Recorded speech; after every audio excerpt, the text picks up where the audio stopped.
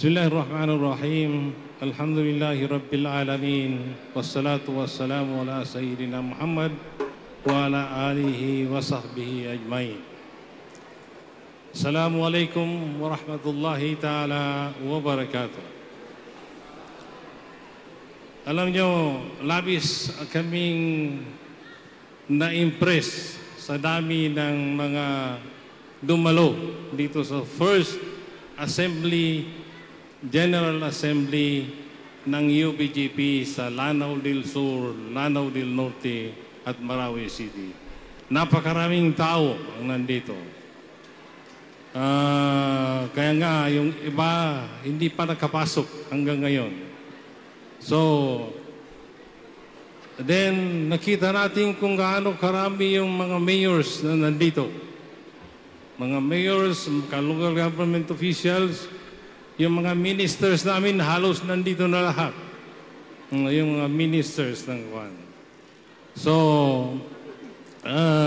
mayroon din mga governors, katulad ni Governor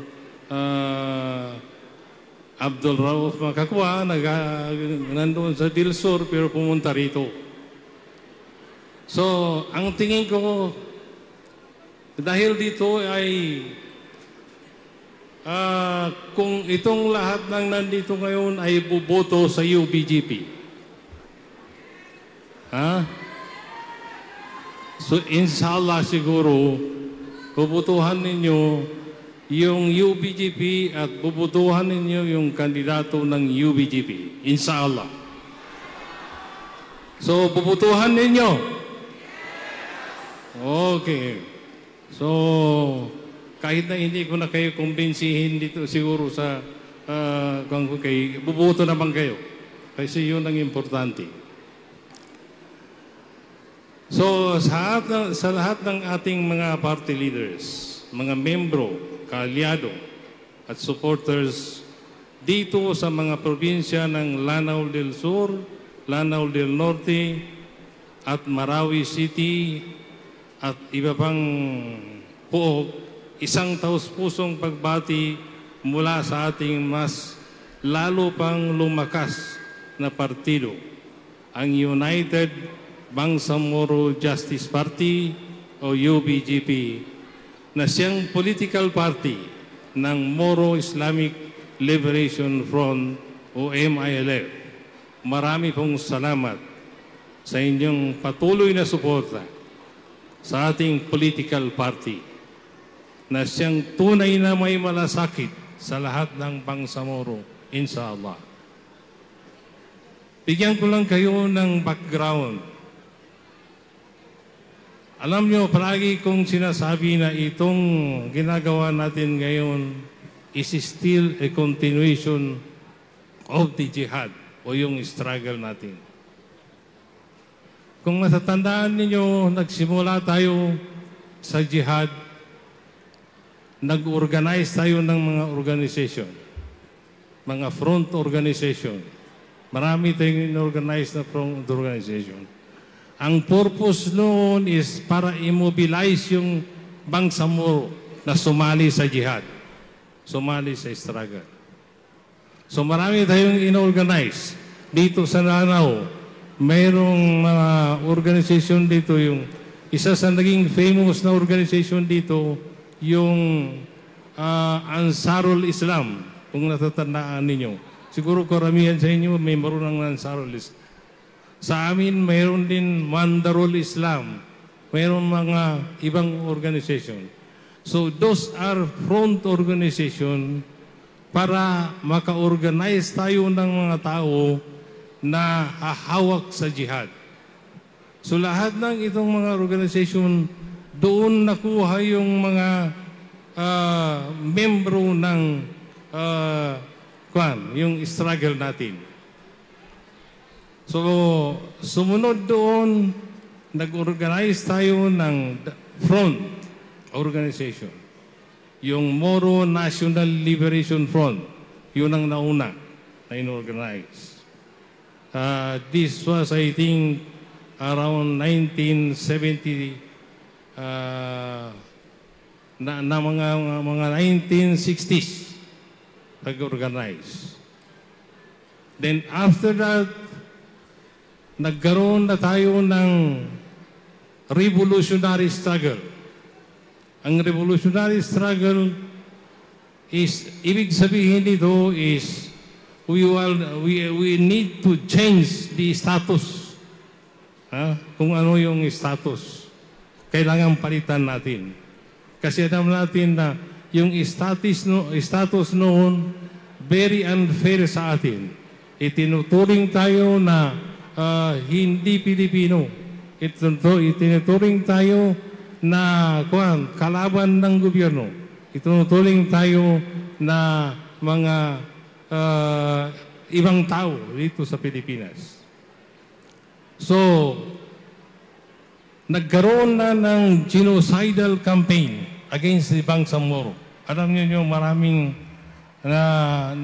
namatay sa Cotabato, sa Lanao, sa Sulu, sa ibang yung mga famous dito, yung Manili Massacre. Yung dito merong Tacob Massacre.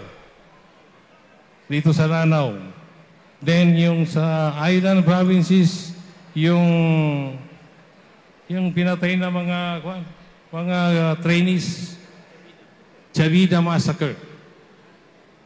So lahat ng mga massacre na ito ay gumising sa atin na kailangan mag-struggle tayo. Kailangan magkaroon tayo ng So, nagsimula tayong mag-struggle. So, sumunod na nangyari, nag-organize tayo ng armed forces. Kasi yung struggle natin, dumating na sa punto na kailangan lumaban na tayo ng baril. Magbarilan na. So, nag-organize tayo ng armed forces. Sa MNLF, yung Bangsamoro Army ang inorganize nila. Sa MILF, kasi na-organize ang MILF mga 1982. So nag-organize din tayo ng Bangsamoro Islamic Armed Forces. So lumaban tayo ng ilang taon hanggang sa nagkaroon ng martial law in 1972. Then, maraming namatay, maraming kwan. So, at the end of the day, naging successful pa rin tayo na dahil sa tulong ng mga outside supporters natin, ay nagkaroon ng negotiation between the government and the Moro Front. So, nagkaroon tayo ng negotiation. Patandaan nyo itong lahat. So, dahil negotiation, kailangan mag-organize tayo ng panel para mag-negotiate sa gobyerno. So, ilang beses tayo nag-organize ng panel para mag-negotiate sa gobyerno. Then, ilang beses nagkaroon ng signing. Pero, yung mga signing na yun ay hindi pa rin naging sapat. Those were the days where kapakarami ang struggle natin. So ngayon, nag-succeed tayo na magkaroon tayo ng isa sa agreement, yung Comprehensive Agreement on the Bangsamoro, which we just celebrated few days ago. Pati si BBM nag-celebrate doon sa Camp Abubakar. Pumunta siya doon sa Camp Abubakar. Siya mismo nandoon at saka yung mga cabinet niya.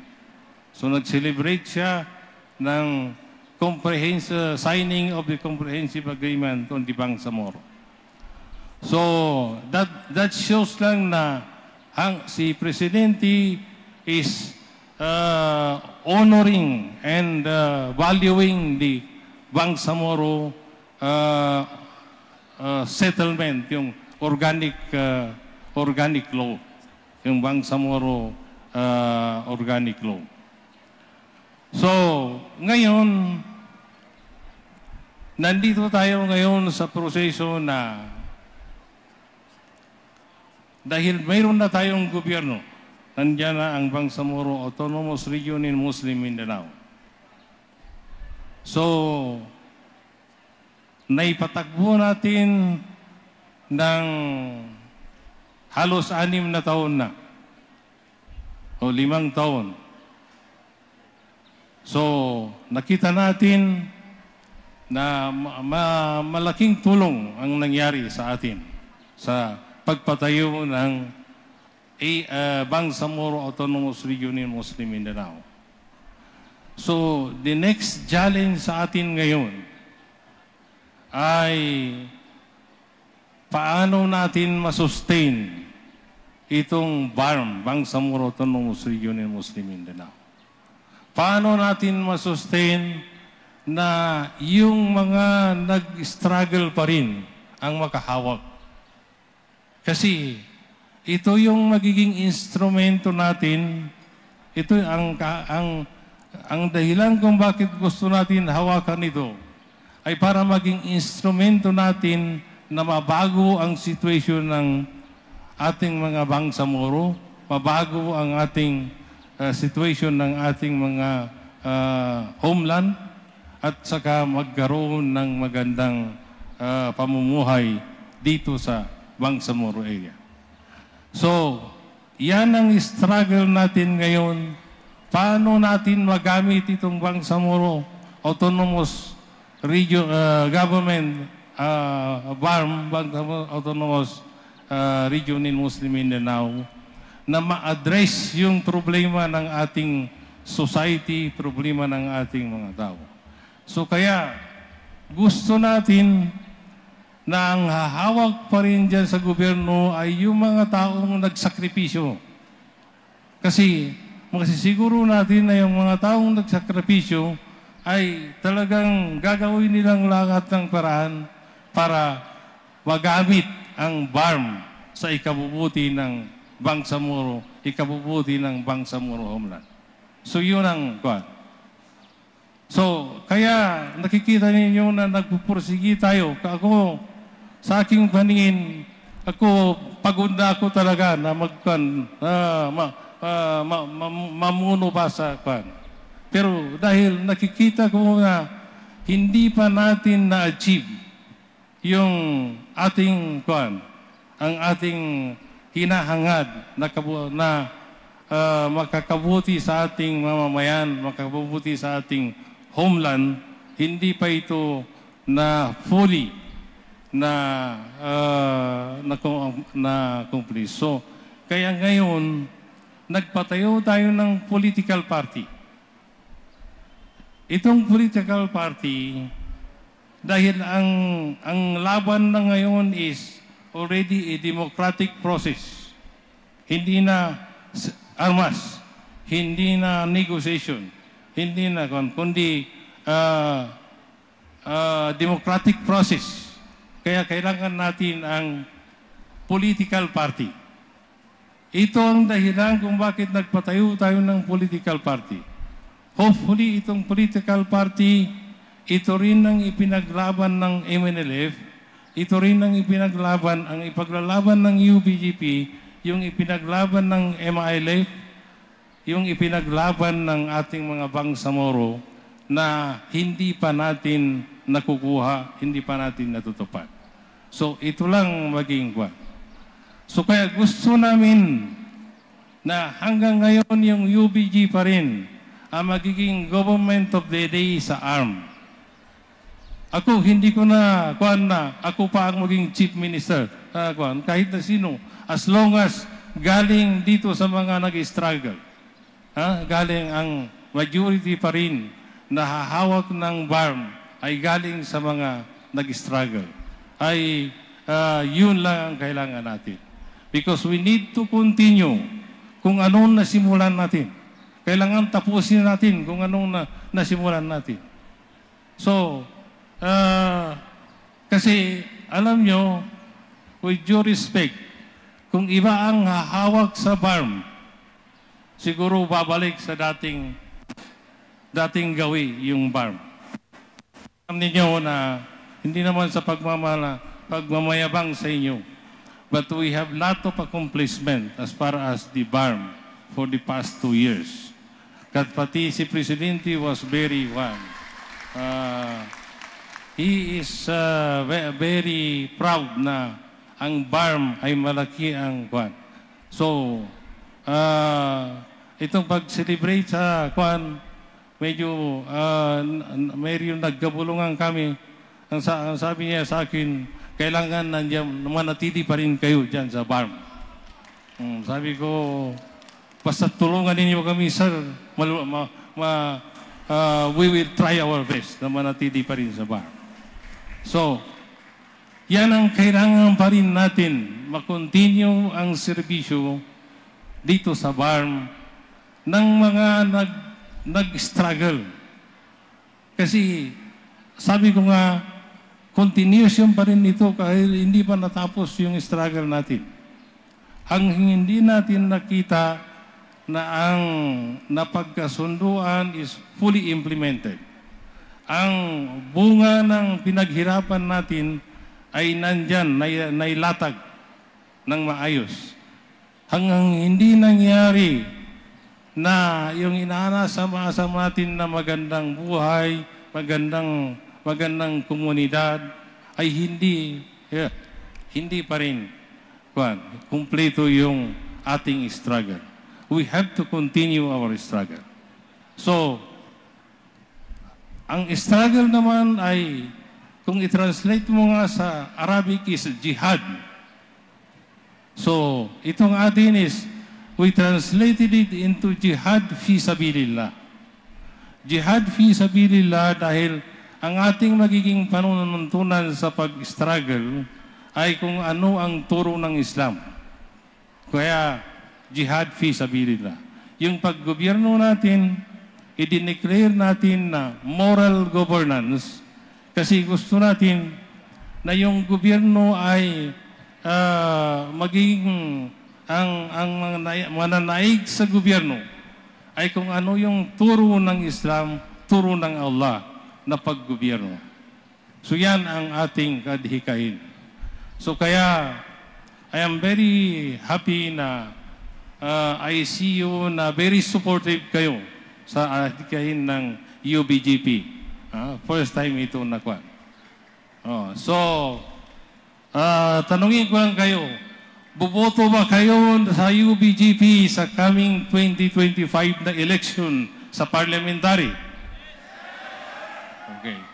Bubotohan ninyo yung mga kandidato ng UBGP sa parliament sa 2025. Yan. So siguro makapagpahinga na ang kwan na because ang tingin ko as long as lahat tayo ngayon dito ay bubuto kasi dalawa ang bubutuhan. Yung UBGP as parang party list. Kung ano yung makukuha niya na boto, that will be translated to the number of MP na may appoint ng UBGP. Then, bubutuhan din natin ng UBGP doon sa mga parliamentary district.